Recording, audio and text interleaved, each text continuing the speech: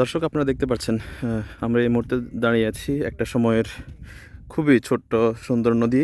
এটি মেঘনা নদীর পশাখা নদী, জালছেড়া নদী।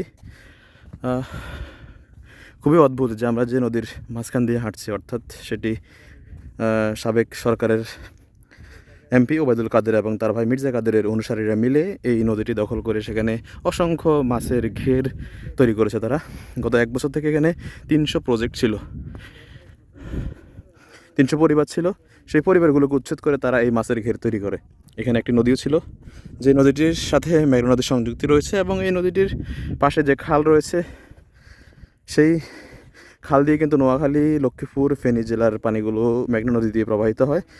সেই খাল দখল হয়ে যাওয়ার কারণে আসলে আমরা দেখতে পাচ্ছি যে নোয়াখালীতেও কিন্তু এখনও প্রায় লক্ষাধিক মানুষ পানিবন্দী রয়েছে।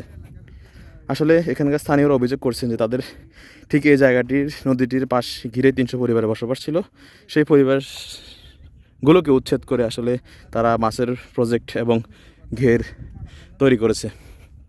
আমরা ঠিক মেঘনা নদীর কিনারায় চলে আসছি, যে আসলে এই মেঘনা নদীর সাথেই কিন্তু জলছিড়া নদীর একটি সম্পর্ক ছিল। অর্থাৎ নোয়াখালী সহ বিভিন্ন জায়গার যে পানিগুলো আসতো, সেই পানিগুলো নোয়াখালী খাল দিয়ে জলশায়ী নদীতে প্রবাহিত হতো এবং জলশায়ী নদী দিয়ে সেগুলো মেঘনা নদীতে যেত।